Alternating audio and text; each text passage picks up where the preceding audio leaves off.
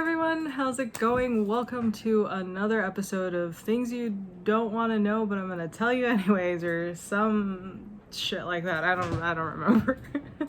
Such a long name, but I love it. So thanks, Jeremy, for the name suggestion. Okay, so today I'm gonna relax, kick back, and drink my LaCroix. It's typhoon tomorrow, and I've been recording a vlog since the moment I woke up, just going through the preparation of it. So tomorrow I have a feeling is going to be a longer vlog. Normally my vlogs are about 8 to maybe 15 minutes at the most, but tomorrow it might actually be a long vlog because I'm packing so much stuff today. There's so much that I'm filming, you know, from like the process of getting ready for the typhoon. And last week, I have to make a correction. I made a mistake. Last week I said Obon wasn't really happening or didn't happen because of the virus and everything.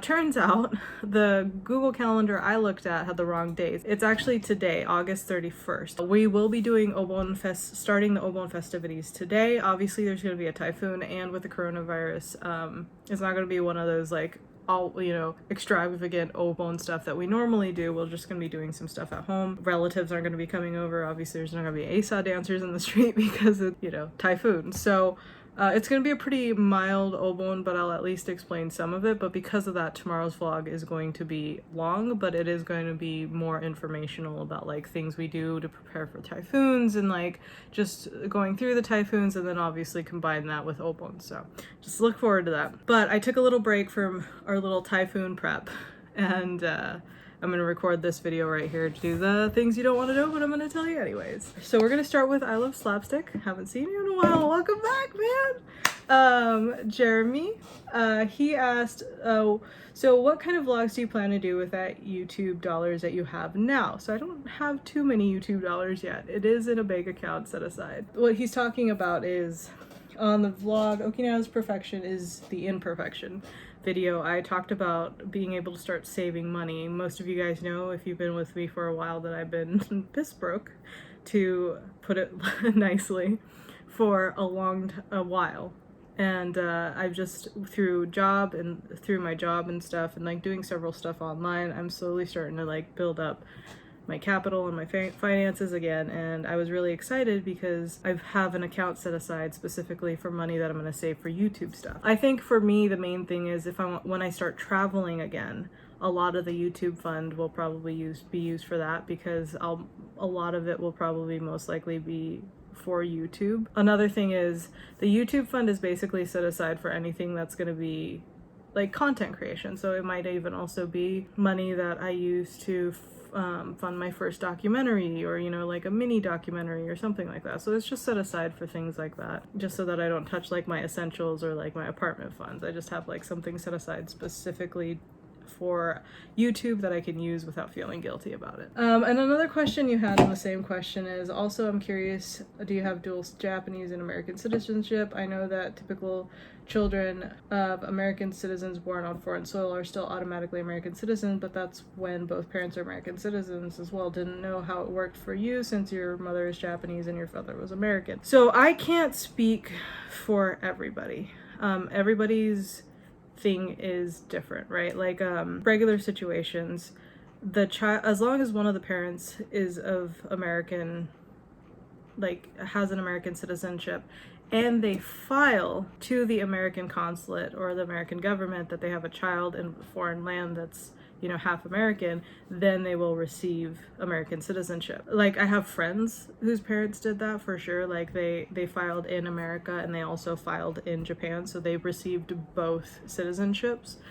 However, I also know of friends who were born in Japan, who have American parents, or who were born in Japan who have like an American parent, but the American parent just didn't, for whatever reason, file that their kid is, American and was born on foreign soil, and they only ended up with a Japanese citizenship. There's a reason everyone does things differerly, so I can't really talk on that because every situation is different, but that's typically what happens. But as long as one of your parents is American, it doesn't have to be both, but at least one parent is American, and you're born in foreign soil, typically you will get American citizenship. And if that American also marries like a local of that country, they will also receive the local citizenship as well. Now, America recognizes dual citizenship. You're allowed to have American citizenship and another country's citizenship, but some countries don't actually allow you to have dual citizenship. So at a certain age, some countries will make you choose between the two, and that is also up to the kids, whether they decide to pick American at that point or whatever other country they're a part of. So there's also that too. I think citizenships and residencies and all that kind of get muddy and difficult. Yeah, I mean, to answer your quick question, if you are an American, if you are born to an American on Japanese soil, you do get American citizenship. You have the rights to have an American citizenship, but it really highly depends on whether your parents file for that or not. So Blair also says in that video, Okinawa's perfection is imperfection. And I'm so excited because Blair is one of my best friends. We don't talk as much as we used to, but we were like two peas in a pod when he lived here. He used to live here in Okinawa. We went to high school together. Oh, Blair, I love you and I miss you. He asked, never thought about this until I watching this video. Are there wealthy and not so wealthy neighborhoods in Okinawa? No. I think like mainland Japan has a version of like the Japanese Beverly Hills where all Japanese celebrities and like the politicians live. Like there is a neighborhood that's really famous. I don't know the name, but it's like the Beverly Hills of Japan, where it's like just a community where it's just nice houses and rich people. But for the most part in Japan, there isn't a segregation between like wealthy and not wealthy. Everybody is kind of like mixed in together.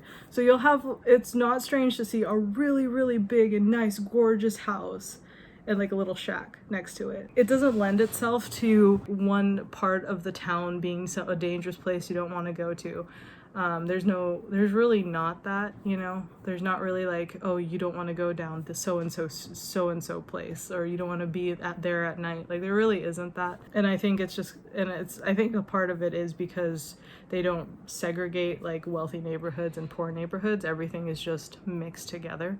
So I think that helps a lot, which also is one of the reasons why streets and neighborhoods it's so interesting walking down them. Because you have this nice old historical house next to this really nice like almost mansion.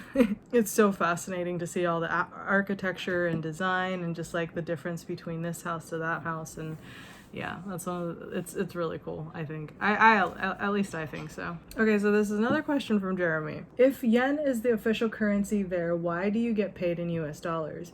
I've never had to exchange currency before, but did I read correctly that 1 yen is equivalent to 104 US dollars? So the reason I get paid in dollars is because the people that I work for are American, and their business caters to military members, and military members on the US military base uses dollars as currency, as their main currency. Military bases act as if you are in America, like, so it's practically US soil. So all the commissary, the exchange, all of that, their main money is dollars. They obviously take yen because they're all in Japan, but the main currency on US military base is dollars, so a lot of military members will be carrying dollars. And since our business caters to those people, oftentimes they'll pay for their stuff in dollars. And so they receive a lot of dollars. So it's like a really interesting business where, you know, they're based in Japan, but most of their clientele is US military members, so the currency they receive from them is dollars. I'm sure they also pay in yen too, but most of the time it's dollars. And so because they have dollars, it's just easier for them to pay us out in dollars than it is to go to the bank and exchange, especially because they pay us out once a week. So they just pay us out in dollars, which is fine with us. You said, is 1 yen equivalent to 104 US dollars? No. 1 yen is like an equivalent of a penny. A dollar is 104 yen, equivalent to 104 yen. So, give me 1 second.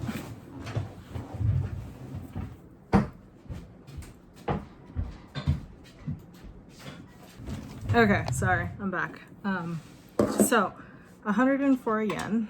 So this is 100 yen. This is our main, I think, the currency that you probably use the most. This is like the equivalent to, if we were to like really be non-technical, this is 100 yen, so this is about equivalent to $1. This is equivalent to about a penny. This is like the Japanese penny. This is 1 yen. So this would be 104 yen. And in today's currency rate, 104 yen, this equals $1. And to give perspective, most drinking machines, I would say, this is a 10 yen, which is probably about 10 cents if we were to be non-technical. I don't really know what the conversion rate would be, like if we talk technically, but this right here is 110 yen, and most drink machines are 110 yen. So this will usually get you a drink. Next question and final question is, don't you get a better exchange rate at the bank? No. Matt and I ended up going to the bank, and we got better exchange rate using the currency machine. And I think a lot of that is because the bank will take like like fees, you know, for like bank fees, but because the automatic machine doesn't have to worry about like paying people or overhead costs, and it's just like one solid machine, it's a lot cheaper. So that was really, really nice. Matt and I think like 3 or 4 days before that, we went to the bank and exchanged some money. It turned out that we got less than what we did at the machine, but also we had to wait like 40 minutes for them to process exchanging the money. So from now on, I'm actually going to be just using that machine when I can, unless it's a lot of money. I think that machine you can only exchange up to like $1,000. So it's just going to be much more convenient, especially because it's on our way home too. So it'll be a lot easier for us just to go over there and just exchange our money on our way home, rather than try to wake up early in time to go to the bank to exchange money, because the cutoff time for exchanging money at the local bank is like 3 p.m. And Matt and I, since we work graveyard, we are usually not rolling out of bed till like 1 or 2. So yeah, I'm so glad Matt suggested trying that out, because it ended up working so much better for us. Oh, I almost drank my can sideways. Okay, that's it. Those are the questions. Thank you everybody for asking it. Remember always to ask any questions that you have in the comment section below. I'm gonna go through the comments today because I'm like 2 weeks behind on answering comments. So I'm gonna, now that I have time because of the typhoon, I'm gonna probably just sit and just answer all of you guys the last 2 weeks of comments that I missed. So I'm gonna go ahead and go. I gotta eat some food, and then I gotta continue doing some typhoon prepping, and then obviously open. And so look forward to that video tomorrow. I love you guys so much, and I will see you in tomorrow's video. Peace. Bye. Boop.